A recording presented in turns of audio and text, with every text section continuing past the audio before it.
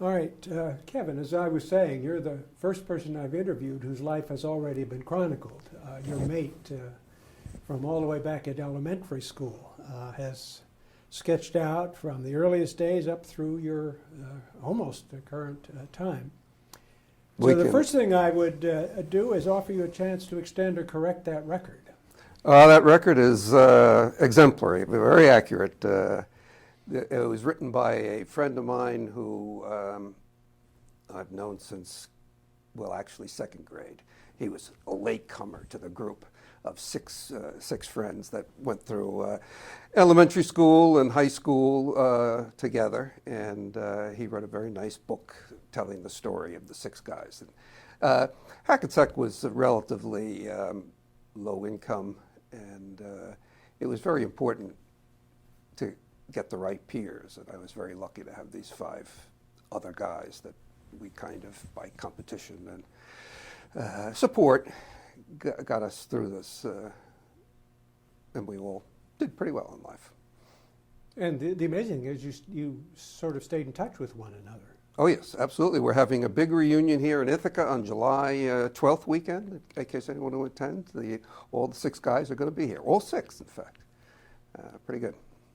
And you've remained in decent health, all of you? And yes, yes, I'd say pretty much. Now, one of the things that that I observe in that book is that for all of you, given the time, your educational and career decisions were somewhat affected by Vietnam and the military draft. Do you have any reflections on that? I mean, I don't think I've talked with anyone who was in that slice of time. It totally dominated my life for about 10 years. I had a file of my various draft-related activities that was about this thick at the time. I didn't glorify myself in rushing to the front lines and trying to stay in school, trying to finish school and avoid the draft. And it was kind of each avenue of escape closed just as I got to it. So I went through it. I eventually ended up in the Army. It didn't work. But it really did dominate one's state of mind during that period. You didn't want a gap here, for example. Oh, no, you didn't have, well, that's how I got to law school, was that I had a Fulbright after Princeton, and I went to France. And I had applied to a variety of things, including business school, but because of being in France, there was some of the people who were supposed to give recommendations didn't give recommendations, and so my applications were incomplete. The only application that was complete was Harvard Law School, which I had done just as a backup, because in those days you could apply to Harvard Law School on a postcard, literally. That was the entire application. And so I'm coming back from France. The only thing I could do was go to Harvard Law School. And that's how I ended up in law. So yeah, that gives you an idea of the degree to which. And if that professor from Nancy had written to Harvard Business School, you would have gone there? I would have gone there, and I would have regretted it the rest of my life, actually. This was a real blessing. But also as I left law school, it was the same kind of thing, that I was going into the Army, and so I couldn't apply for clerkships and things like that. So that affected it on the outtake too. Now, as Six Guys from Hackensack describes it, Princeton was a place where you had incredible academic experience. You did geology and geophysics, did field work. At the Yellowstone Bighorn Research Association. And so I'm curious about the decision not to pursue science. Yes, I did have a phenomenal experience at Princeton. I was ultimately a geophysics major, and I was the only geophysics major. As a junior in college, I had my own office. That's how well the department treated me. This isn't too flattering, but the person I worked under, named Robert Finney, was so phenomenally smart, totally intimidated me. And I did have this feeling that if this is what it took to really make it in science, that it was a pretty imposing task. And so consequently, I got this feeling that maybe it wasn't for me. And it wasn't that you found it boring. Oh no, I loved it. Yeah. I loved it. Yeah. I loved math, and I loved physics, and I loved geology, and geophysics was a real combination. And it got me very early into computers, that I worked with computers at Princeton way before computers were in. No, I really did love it. But it also had to do with the draft, that, I mean, it was kind of a feeling that, you know, what could I do? And I got this Fulbright to go to France because my other love was France. I went to France, did international economics, and started thinking, well, maybe that, you know, that would be more interesting. But as I say, I ended up in law simply because of the draft, and that was the only thing I could do. It was the only school that had admitted me. So Had admitted me. you find yourself at Harvard Law School. Was civil procedure magic for you, as you've made it magic for generations of Cornell law students? It was magic. As soon as I got to law school, I knew I had done the right thing, that I just really liked law school from day one. And Harvard was very big in that time, 4 sections of about 144 students. And you took all your classes with the same section. And they assigned seats, so that you go into the classroom and you were seat 123 and you sat in that seat. It was all assigned. The one class that I show up to is civil procedure. Somebody's sitting in my seat. And I said, "You're in my seat." And he says, "No, this is my seat." He pulls out his card. We were assigned the same seat. So as a result, I had to go to the very back of the classroom where there was one unassigned seat. And the room sort of came up to a point there, so I was really distant. And I sat up there off the seating chart, which resulted in tremendous relaxation. And the teacher was Benjamin Kaplan, who was perhaps the most impressive man I've ever met. And I could watch him with sort of relative calm during this whole year course. And he was absolute master, made the subject fantastic, fascinating. And late in the course, in April, he asked a question, and I had been very good about staying under the radar and not saying anything, but he asked a question nobody was really ready to answer, and so I raised my hand in the back of the room, and I could see him look at the seating chart, and there's nobody there. He was sort of a terrifying guy. In fact, I had asked him a question after class, and it was clear to me that I was intruding on his private space by asking him a question. In those days, there was a door at the back of the room that the teacher came in and left, so that as soon as the class ended, they go out this door and disappear. And they go back to their office, and I scooted around and caught him on the way to the office, and this was seen as kind of trespassing. So it was with great trepidation I spoke, but I spoke, and it was, I remember the question very well. It was a question about how to read Rule 13A2, which had to do with compulsory counterclaims and non-personal actions. And I raised my hand and explained to him what I thought the rule makers were up to in this, writing this Rule 13A2. And I won't bore you with the details, but it was a very convoluted explanation. And he looks at me and he says, "Could you repeat that?" So I repeated. And he says, "See me after class." And that's the end of the exchange. So I saw him after class. And he said, "I can tell you one thing, that the rule makers didn't have your explanation in mind." He said, "I wrote that rule."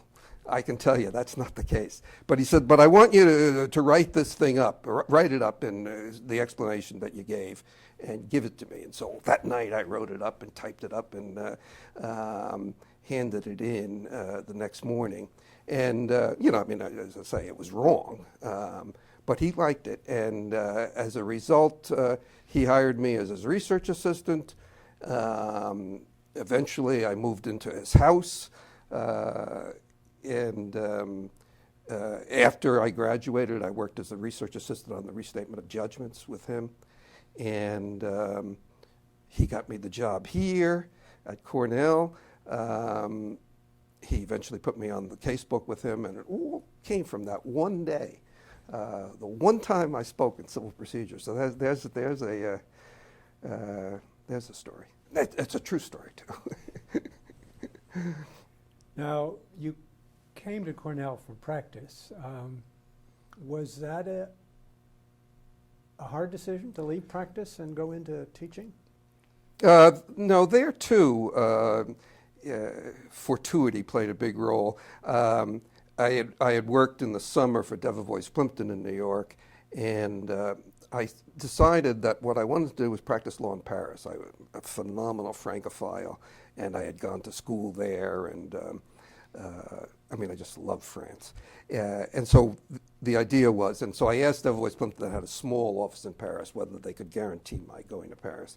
And they said they couldn't guarantee it. So I spoke to Cleary Gottlieb, and Cleary Gottlieb could guarantee it. Within 2 years, they would send me to the Paris office. And Cleary had a bigger office, so this was all positive. So I switched from Debevoise to Cleary Gottlieb and went to work for Cleary Gottlieb and worked for 2 years. And I had worked in corporate finance because that's mainly what the Paris office did. So I was preparing for the Paris office. And the 2 years of practice convinced me that practice wasn't for me, that I kind of realized that the stuff I was doing, if I did it in Paris, I could just as easily do it on the moon for all the interaction that one had with one's environment. And Roger Crampton contacted me out of the blue on Benjamin Kaplan's recommendation. He contacted me about coming up to Cornell and interviewing. And I came up to Cornell, I interviewed, I was blown away by Cornell and the physical environment of Cornell, but also the interaction with the faculty here. And ironically, on that day in the spring of 1974, I guess, I got an offer from Cornell, and I got word that for my departure date for the Paris office for Cleary. And I mean, the two things came on the same day, and I would think that I'd have a tremendous problem, but I had so completely shifted my attitude from wanting to be an international lawyer to wanting to be in this incredible building in Ithaca, New York, that it was in fact an incredibly easy decision. And there again, just like going to law school, from day one, I knew I had done the right thing. That was just so pleased by getting out of the corporate finance practice into academia, which clicked as soon as I got here. I just loved it. Do you have apprehension about joining a faculty which did not have a long track record of hiring non-tenured people? No, I showed no sophistication whatsoever in trepidation or anything else. In fact, when Roger Crampton called me with the offer, we discussed a variety of things, and and I accepted and everything. And before he hung up, he said, "Well, do you want to know what you're going to get paid?" I said, "Oh yeah. I meant to ask that." So no, there wasn't a whole lot of sophistication or anything. So I had no trepidation. It was true that when I got here, Pat Barold, I guess I overlapped with for a year. But she was the only untenured person, and she was, intending to leave. So I was the untenured faculty here. And I probably should have had more trepidation, but... you didn't ask about salary. Was it clear that you were going to teach civil procedure? Yes, that was clear. Rudy Schlesinger was Mr. Civil Procedure here, of course, and but he had decided, I guess, to go to Hastings already, and so we overlapped 1 year. But it was clear that it was the terminal year, and they didn't have anybody else, and so that they were very supportive for civil procedure. Although I had the feeling that anything I asked for, they would have given me. They were very accommodating. At that time. This is 1974, yeah. You started teaching civil procedure then, you're teaching civil procedure now. Is the course any different? Not the way I do it, no. Yeah, I mean, the law has changed significantly, but the ideas are pretty similar. I have, over the years, moved the civil procedure course more toward the place of the judiciary in the constitutional structure.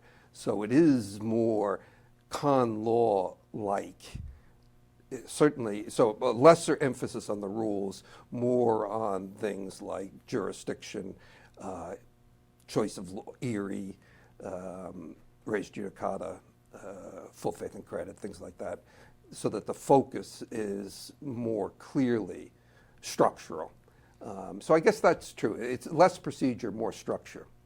I mean, in your 5 big ideas piece, you do Yes. say that it took you some time Yes, that's true. to develop these themes. Yes, somebody had said not that long ago, I said, what's your theory of civil procedure? And I was completely befuddled by that. And then I sat down and thought about it, and then I decided about these 5 big ideas in civil procedures. But that yes, it did come late.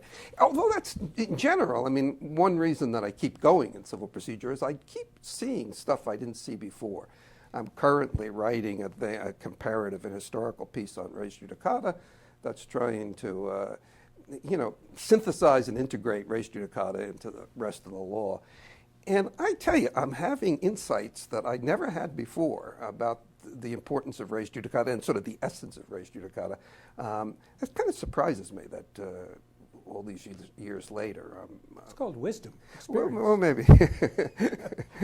But, I mean, it really, on the wisdom front, I mean, it does take you some time to sort of master an area and then start integrating and start seeing the themes. And so I'm pretty impressed by that, actually. And it does make me think that when somebody, fresh out of law school is writing the new article on some major theme that everybody's missed before, you sort of have the feeling, wait, maybe, you do need to spend some time before you're ready to put it all together. I'm, for some reason, prompted to ask whether the big ideas shouldn't be freed of civil procedure, whether there shouldn't be a law school course that deals with the federalism structure of our legal system, rather than... You're trying to break up civil procedure? No. I mean, there are a number of things that sort of fall between the different curricular boxes that we've got. And from time to time, the school has tried to have a course that sort of sweeps more broadly without enduring success. And so that there is real staying power to the traditional building blocks of the first-year curriculum. I couldn't agree more on all those points. It is funny how the curricular pigeonholes do have this sort of self-sustaining quality to them, and as soon as you start trying to do a bridge course or an interstice course, they usually fail because the students aren't ready for it, or I don't know why, or perhaps the materials aren't around, so it looks like a homemade course. But there are also the negative effects of pigeonholing is that there are certain subjects, sort of interesting story here is that one of our colleagues who didn't get tenure gave a talk about Skokie and the injunction against the Nazis marching in Skokie. And somebody he was a faculty seminar, and somebody said, well, why did the Nazis obey that injunction? You know, I mean, you would think that if you're looking for, law-abiding citizens, it's not your neo-Nazis, and yet they obeyed the injunction. As soon as the injunction came down, the march was off. And he said, I have no idea, as a common law teacher, I have no idea why they did that. If the injunction was clearly going to be overturned, and if it was overturned, they'd get off. And I sort of raised my hand. I said, well, there's a thing called the collateral bar rule that says, that if you violate an injunction, even if it's unconstitutional, you still go to jail. The Nazis were being advised by the ACLU, very good lawyers from the ACLU, who clearly told them that. And why did a common law teacher not know that you have to obey an unconstitutional injunction? It's because it's not quite in the civil procedure course, it's not quite in the common law course, and so it goes largely untaught. So yeah, it's got costs. So some bigger ideas have moved into your civil procedure course. What about technology and the way you interact with students? I believe that you're, shall I say, a first mover on many of these fronts. Clickers, video clips. Yes. Would you reflect on that? Why you do it and how you decide what to do and what to stop doing? I am very into technology in teaching. I use the iClickers, and I think the iClickers are really good. iClickers are this mechanism for asking students questions and having them all respond electronically, and then you're able to put up on the screen what the responses were. And I think it's a very good way to get interactive learning. I mean, the students really, well, they like the iClicker for one thing, but they also, the effect is that they pay attention, they attend, but they also pay attention, and they attend in the sense of attention throughout the class period because they're called upon 5 or 6 times during the hour to respond. So I think the iClicker is really a good use of technology. But I also use it in conjunction with PowerPoint.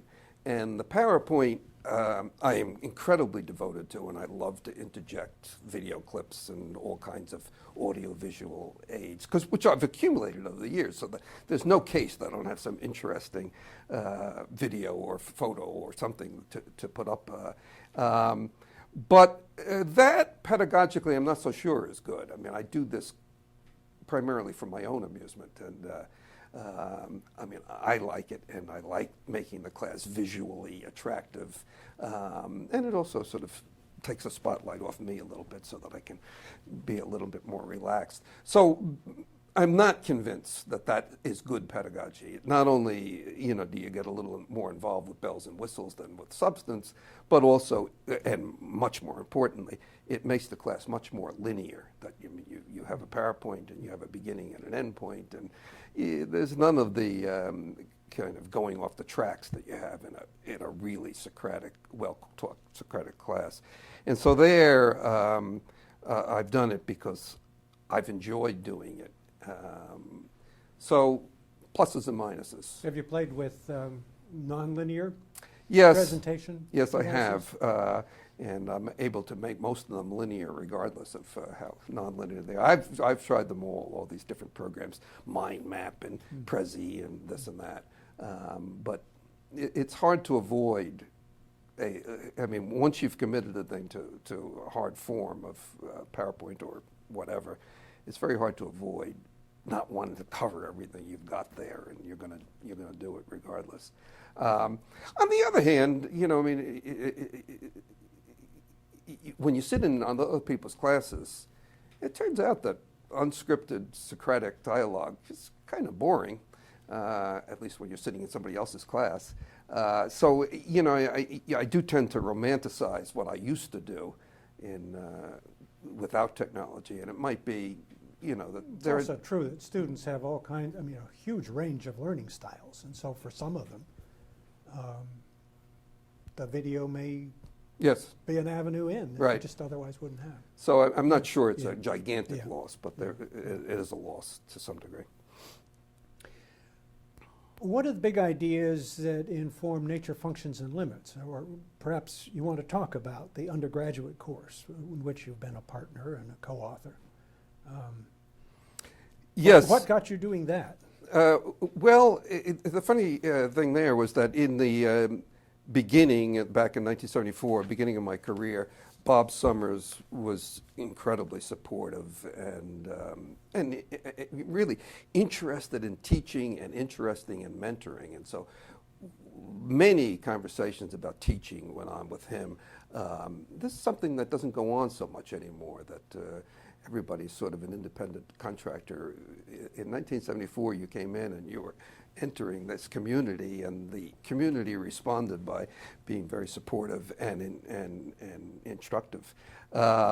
And so Bob and I had many conversations, and one of my big themes with him was early on was that when I arrived with a phenomenal education from Princeton, I think, and from France, I arrived in law school. I was blown away by how ignorant I was about everything legal. I mean, you know, the first classes. I knew there were states and I knew there was a federal government, but I had no idea how they interacted. I mean, it was just every day was the explosion, and I couldn't believe that. One could say, well, that's because I was a geophysicist, but my major endeavor at Princeton was to take every introductory course they offered. I said I wanted to perfect the art of cocktail conversation, so that, you know, art history 101, you know, psychology, et cetera. And so I was just surprised that there wasn't more education in a really good liberal education. There wasn't more education about law and government. And, well, there was instruction on government, but not political science is not quite what I was talking about. So one of the things with Bob was that, you know, that undergraduate education, liberal education, should include an introduction to law and the role of law in society. And of course, that was Bob's great hobby horse. He was a true pioneer in that area. And so he and I had all these conversations, and I guess it was my first year here, he got me to teach the undergraduate course, Nature, Functions, and Limits of Law, using Bob Summers' casebook.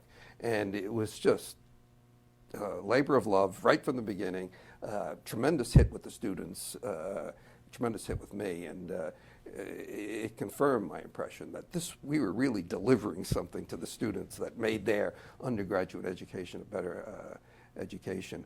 And soon enough, Bob's book was very out of date. Time came to revise it, and he asked whether I wanted to do that, and I did, and I recruited, I guess, Sherry Johnson, Jack Barcelow, and Bob Hillman, and the four of us did the new edition. That would be 1986, the new edition of Nature, Functions, and Limits of Law, building on Bob's book. I mean, Bob's book is the theoretic backbone of the endeavor. And in 2010, we did a new edition that did change Bob's book somewhat, although still the backbone is Bob Summers. So that the idea was, Bob's basic idea was that law should be looked at as social engineering, and that basically there are 5 ways that law tries to solve social problems. So that it wasn't sort of mini law school or anything like that. It was a kind of theoretic idea about how society can use law to solve social problems. He had all these cute names of grievance remedial instrument, the criminal penal corrective instrument, the administrative regulatory instrument, and so on. So 5 instruments, and then you just apply them to different problems. So it was quite justifiable as an undergraduate course, and I really think it did plug a hole in undergraduate education. And it's been a long mainstay at Cornell. Currently, they do use our book in the Cornell course, but I'm no longer teaching that. That one problem was that you don't get professional rewards from teaching, well, undergraduates, but also teaching a generalist course. I mean, it was all of law. And, you know, as my interest developed, in civil procedure, it became harder to justify that. So that this time when I gave it up. But my heart is still there, even if not my body. The Paris program. Yes. You're a Francophile, A Francophile. so Cornell Law School gets a Paris program. Yes, Ted Eisenberg, Jack Barstow, and I basically formed that in, I guess, that would be 1992 may have been the first year or something like that. Yes, and then I taught in it for 10 straight years, yes, in the Paris program. I love France. And could you talk more about sort of the idea you had in creating it and extent to which it's realized that in your experience? I mean, it gave you an opportunity to go to Paris. But Yeah, I'm trying to think of something a little more justifiable than that. I mean, the idea was that Cornell long had a reputation for international and comparative studies, but we had become a little bit sleepy in that, on that front.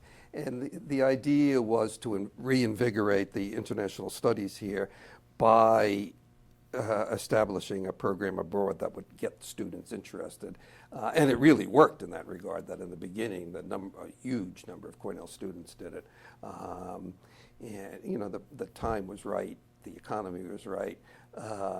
We had connections, Xavier Blanchevin, who taught at the University of Paris, LLM from Cornell, very supportive, and we were able to build this bridge into the University of Paris. So it became quite easy to do, and it seemed like a good idea at the time. Since then, you know, the economy's changed, and so fewer Cornell students go, fewer Europeans can afford it as well, so that the program has contracted. the initial design imagined Cornell students from other U.S. institutions, but also significantly students from Europe. And it worked out more or less a third, a third, a third. And teaching it was incredibly rewarding because of the interaction of those three groups, the Cornell, other Americans, and the Europeans. And the faculty included Europeans as well. And the faculty, yes, it was very interjurisdictional, that each teacher tried to incorporate a co-teacher from another institution. Money seemed to be no object. Life was very good over there in those days. So, yes. So Ted was a partner in that. Ted, of course, was also a very important partner in empirical research. You did your first article, collaborative article with Ted in '92, and then, by your count, had done 17 at the time of his death. Can you talk about that working relationship and how it developed? Well, it developed by Ted's initiative. I mean, Ted was a ball of energy, and he had this data, or these data, as we say, and you know, he wanted to know what to do with it, and you know, what are questions that interest me as civil procedure, and since the data came from courts, civil procedure was a natural area, and he kept asking me questions, and then, no, we ought to write that up, we ought to write that up, and lo and behold, we started writing that up, and we developed this partnership that was really frictionless in a way, that he loved the numbers and he didn't care much about what I wrote. And so I would, you know, ask him questions, he'd give me answers, and I'd write it up, and he never interfered with my writing. I didn't interfere too much with his numbers. As time went on, I did get involved more in the numbers, and I did a number of the empirical studies by myself.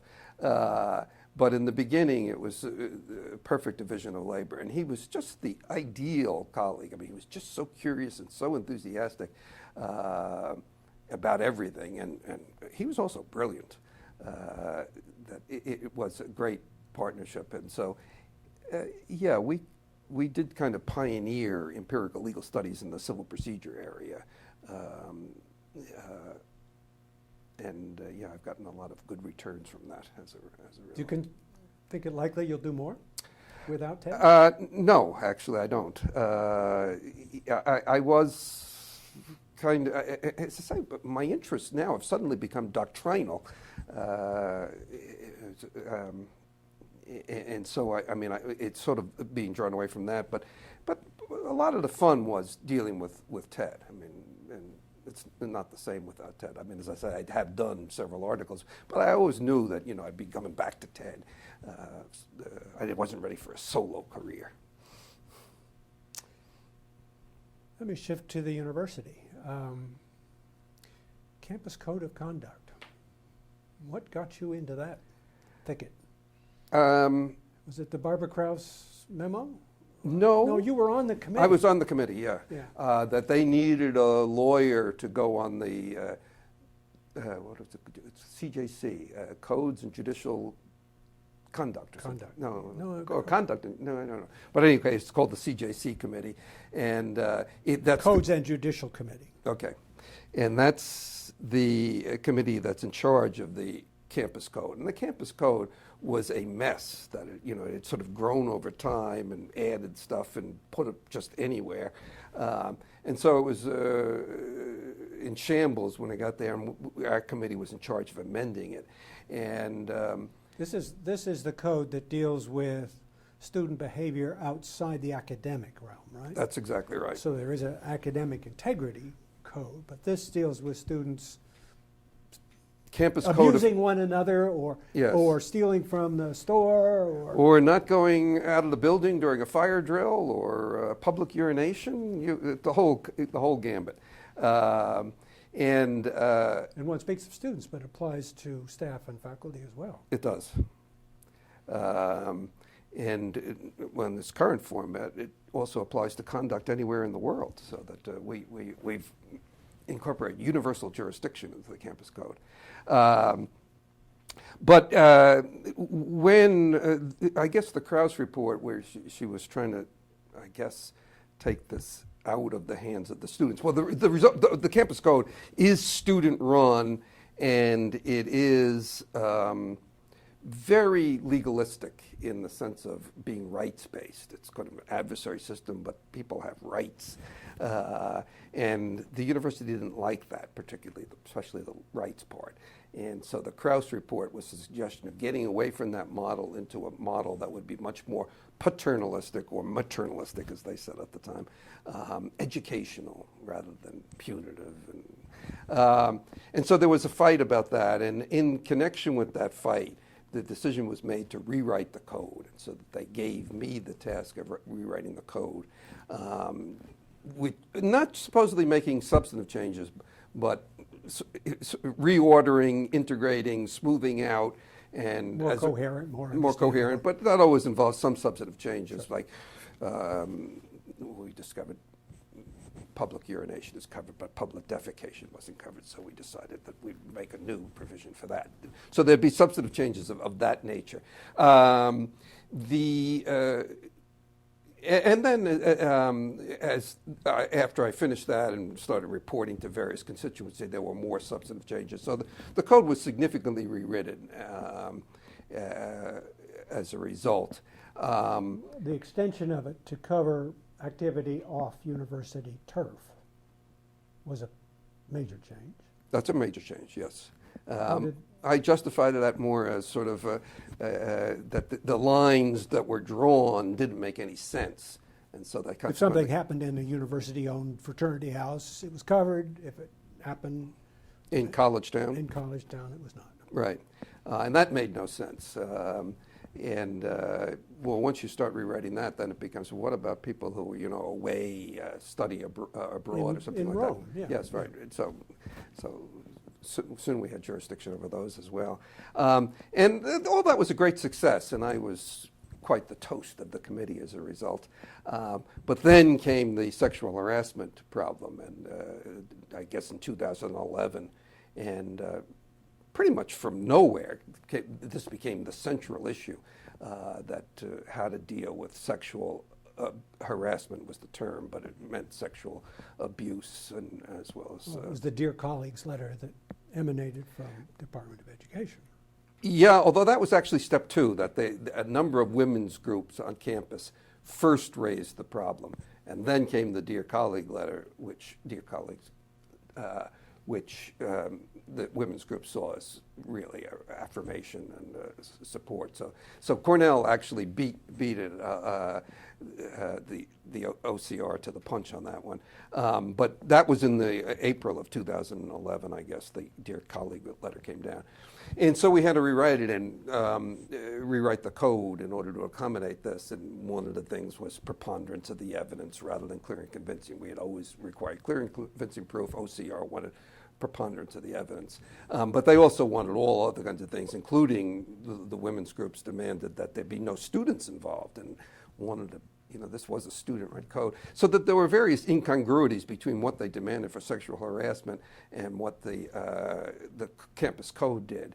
And I must admit that I saw it kind of as dismantling the campus code, was that suddenly this group of offenses, which was quite broadly defined, would suddenly be treated by an entirely different procedure. I've just mentioned two aspects, but there were many, many changes that were coming. And how do you reconcile that with the campus code? And I was pushing for revamping the campus code to handle the sexual harassment offenses in a way that would keep the government happy.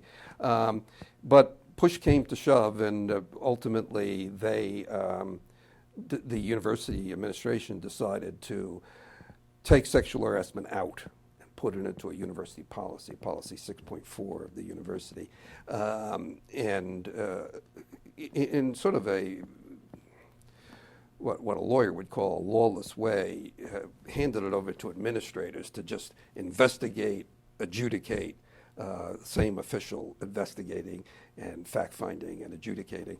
I was quite vocal in opposition to this, that I thought there ought to be some basic vestiges of due process. And as a result, I was not renewed on the committee, so that my involvement had ended in that regard. So I'm not on the campus code committee anymore. But still engaged with the issue. Yes. I mean, which is still ongoing. Yes, and indeed, 6.4, these policies have become a national issue, and Cornell is quite far out on the end of denying due process. The contention is that we're a private school and we don't have to give due process. Well, we certainly don't. But it became a public enough issue that the law school took a stand, and the law school composed a letter on which I think 52 people signed this letter and sent it to the university saying, look, the 6.4 has to be revised, essentially to separate adjudication from the fact-finding and investigate, or separate adjudication from the investigatory function, and be a real adjudicator that would hear evidence and make a decision. And we said that was the basic requirement here, of fairness. The university, having just recently been sued by a male student who had gone through the process, seemed very sensitive to the law school and trying to keep the law school letter private. As a result, they have reached out to the law school and consulted with us, myself and Cynthia Bowman in particular. And so we are involved in the new drafting of 6.4. So yes, so it's come full circle and I'm back in action. Your scholarship has drawn on empirical methods, psychology, logic. There's been a recent move into history. George Washington Fields, early Japanese students at Cornell Law School, and the incredible story of Mary Brown Kennedy. Mary Kennedy Brown. More history? Yeah, well, amateur history, that's for sure. I'm following the footsteps of Peter Martin here in that growing interest in the history of the school. I hope this isn't a bad sign that as one ages, suddenly this stuff becomes important. But I think these are good stories, regardless of the age. And you know, it was a thing of opportunity. I mean, George Washington Fields I discovered completely by chance, and it turns out to be the best story ever. Ex-slave who comes to Cornell Law School and Was in the first class? He was in the entering class. First entering class, and I mean, and an ex-slave. I mean, this is by itself a school that's the first entry class in 1887. You know, you're up against it already if you're trying to get slaves as part of your program.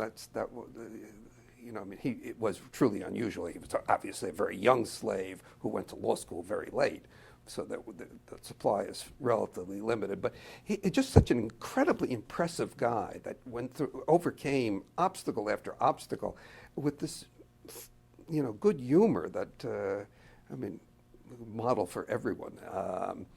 And then he gets blinded in 1896. He graduated in 1890, so he gets blinded in 1896, and nevertheless becomes a leading lawyer and really sort of a champion of his community and his race until he died in 1932. So that whet my appetite. Talk about obstacles, though. I mean, you had to decode his memoir. I did. I had to discover his memoir before I decoded it. And then decode it. Yeah, no, it's fortuity, serendipity. You know, I mean, I just researched him to prepare a talk in 2005, I think, and very little information was available. But as time went on, the internet improved, more stuff became available. I could see that he had indeed had an interesting life. And then in the course of reading about Virginia, where he was from, I saw in the back notes of a book on the history of Hampton, Virginia, that one of the sources the author had consulted was a unpublished manuscript autobiography by George Washington Fields, which nobody knew existed except this author. And I was able to track it down in the archives of Hampton Historical Society. Got my hands on this typewritten autobiography, which filled in all the gaps, things the internet couldn't tell me, including the fact that he actually was a slave and he escaped in 1863 across Union lines during a battle. So I got that manuscript, but it turned out it was a manuscript typed by a blind man, and occasionally his hands would migrate and the manuscript would become gibberish, but I was able to figure out what the gibberish meant by figuring out that his fingers had moved. It was using a QWERTY keyboard. Yes, but those were minor passages. Yeah. But the major thing was it was kind of scraps of paper. There was no particular order, and there were things repeated, and so I kind of had to assemble it into a chronological tale. And so, I eventually published his autobiography. Come on, my children. Yes. And so, but in the course of researching that, I discovered that in the first class there were 2 Japanese guys that were in the class, and that struck me as odd. We're talking about a class of 32 people, and 2 of them are Japanese. And this was not that international class. There was a Canadian, but other than that, pretty much everybody else was from upstate New York, except for George and my 2 Japanese guys. But you look, nothing in the records, nothing has been done about this, and yet now with the internet, you can get information on these people and piece the thing together. And the Japanese stories were also incredibly inspiring. Now, I've just in the process of finishing a study on Mary Kennedy Brown, who was our first female graduate in the class of 1893. Also, an incredibly interesting story. Incredible story. Yeah. It's, how did you track her down? I mean, she was visibly there, because one of the things about those early classes was that they had individual photos Right, So which that- had been lost, though. Yes. But now they've been dug out of wherever they were lying, and they're hanging up, and so you can look at the class of 1893, and there's a woman there. So Yes, yes, yes. this is quite trackable now. Although we seem to know about her before, nobody knew about George, even though when the photos were uncovered, he was obviously African American, but nobody knew about him. Nobody knew that we had any black graduates before 1936. That was the first black graduate that the school had recorded. But in fact, there were a good, half dozen or dozen that preceded that 1936 graduate who were black graduates.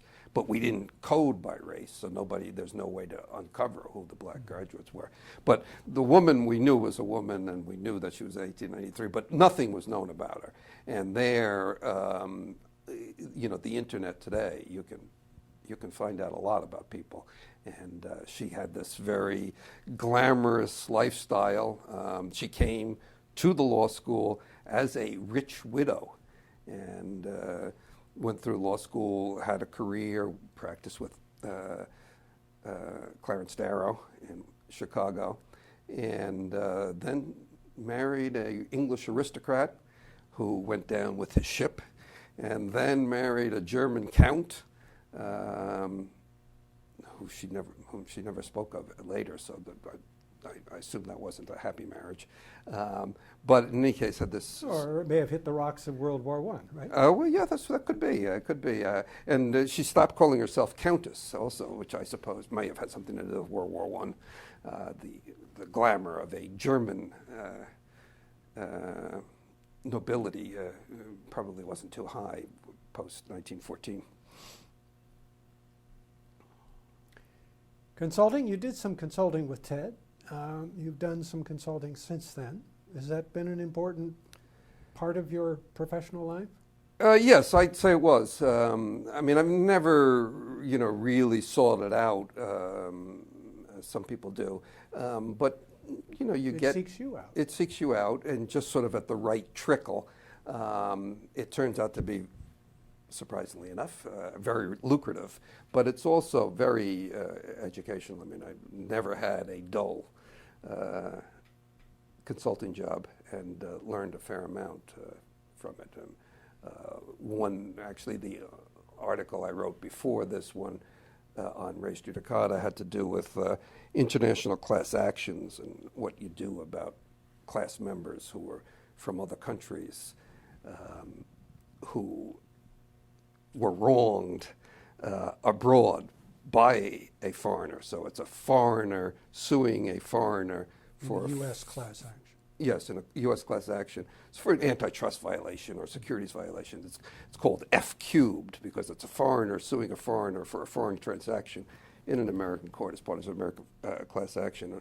How America should treat that? Well, that came from a consulting job for a drug company that was being sued in the United States for antitrust violations, cartel. Vitamin C, I believe. And what they wanted to do was settle the class action. And they came to me to say, well, if we settle this class action, can these foreigners sue us for vitamin, price fixing in Australia or in Europe or whatever? And so the question was, could the United States give a judgment that would bind these people? And the conclusion was no. And so as a consequence, they didn't want to settle. What a defendant wants to do is settle a class action. He wants to get global peace.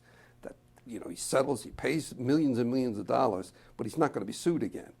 But if this company came over to the United States and paid millions and millions of dollars, it would get a judgment that didn't preclude the foreigners from suing them elsewhere. And so the settlement fell through as a result. But I mean, that was something. So that took you to a place that you otherwise wouldn't have gone, right? Never thought of it, and nor had anyone else. I mean, that was sort of amazing. That researching it was the paucity of information on this. It was sort of a basic question: to what extent can American class action include foreign class members?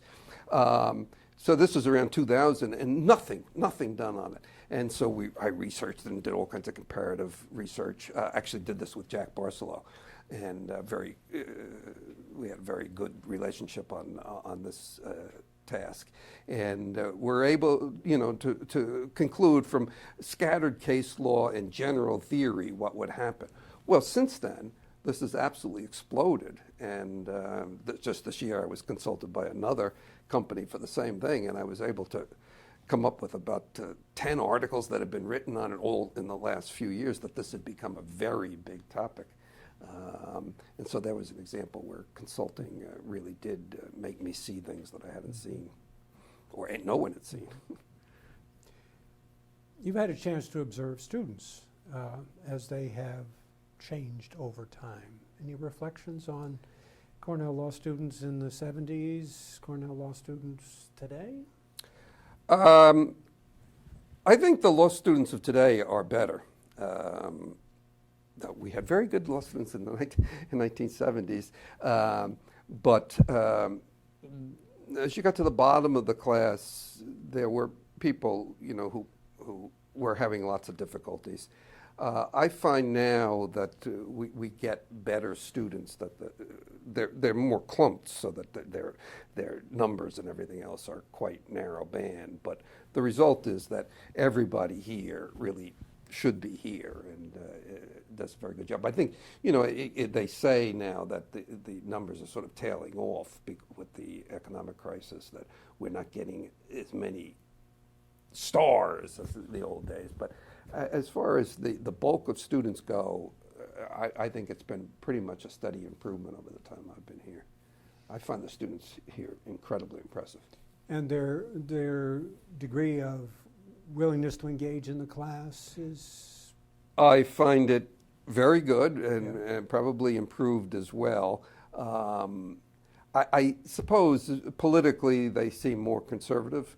They seem more job-oriented, especially recently. But, from the teacher's point of view, that's not all bad. I mean, it results in students that really apply themselves. And so I would say practically on all fronts, this is the golden age, student-wise. Are there questions that I should have asked that I didn't? No, I thought I had no idea that you would come in here armed with so much information. Or that this was going to be about me. I thought it was just going to be about the school. Talk about the school. Okay.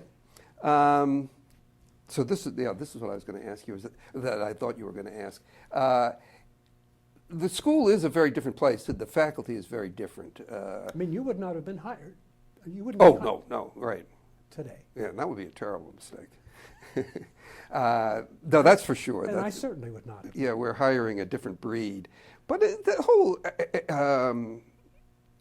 ambiance is different. That when I came, it was very much a small community that you're being hired into as a faculty member. Now, what I'm told is that 10 years before, it was much more true, that this was a tiny little family. I mean, people kept sort of describing that not too long before I got there. The faculty were 8 people or something that did everything together. It was like a family. By the time I got here, it was much more a real law school, but still quite intimate and a sense of community. Now the faculty and the staff and all the different positions, it's such much bigger an institution. And so people kind of do their own thing. But what you're referring to about the hiring criteria is that it's much more a graduate school now than it was, which is a good thing, but maybe too much of a good thing. But so that would be a big change. As I say, there was more sense of a common mission, so that we would talk about teaching. In the faculty line, we'd talk about teaching, and pretty much everybody knew what other people were working on. And now, not so much. Everybody, it's bigger, and people do go their own way a little bit more.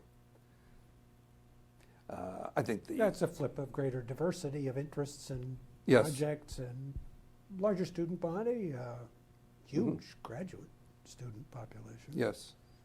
And the law itself has become more dispersed and diverse. And so not everybody's kind of working on overlapping areas. But you know, there are good things about that too. You know, it had been a sleepy upstate Moors that this is a pretty lively, engaged place, and so that's good. And one thing that has changed enormously, not just here, but it has had, I think, perhaps greater effects here than some other places, is that there's much more what I'll call workshopping. In other words, faculty people will go out of here and meet other places with people in the same field and exchange over papers. And so there are much richer interactions outside the faculty now that pull people away. Is that That's certainly true. Yeah. You probably can speak to this better than I. That remember that Ian McNeill wrote an article called "The Hearth and the Wheel," and it was about whether or not your intellectual life should be centered at the hearth, or whether you should be out on the road and doing various things and interacting. And it's certainly the shift has been towards the wheel, so that there are a lot of people here that I mean, actually, a great job would be travel agent or something. If there were still travel agents for the Cornell faculty. I mean, it's amazing how many people are constantly on the go, and I'm much more of a homebody, but unless it means going to Paris. Unless it means going to Paris, yes. Space, you want to talk about building? Oh, yes. Yes, I was on your building committee, I suppose, for the Jane Forster edition, but that was, I didn't have much of an impact on that. But on the most recent construction, You've been the building committee. I was the building. We found it much more efficient to make decisions if we had building committee meetings consisting just of me, the chair, and Rich Robinson and the architects. So yeah, I had a big role in the new wing, the classroom wing, and I found it very satisfying. I love architecture, and I love architects, and I love worrying about things like that.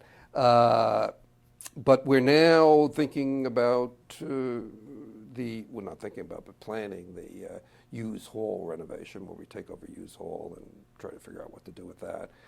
So far, we're meeting with the constituents and trying to decide who needs what space. But that the groundbreaking there will be next May 2016, and will be done by the end of the summer of 2017. So the end of Hughes Hall as a dorm Will come actually next spring. There are currently going to be about 44 students in residence this year, but that'll be the end, which is tragic in its own way. I mean, the Hughes Hall, having that as a dormitory was very good for the school, but we have needs and not that much money. Anything else? Nope, that's it. All right. Well, thank you very much. Thank you. I'm soaked in sweat.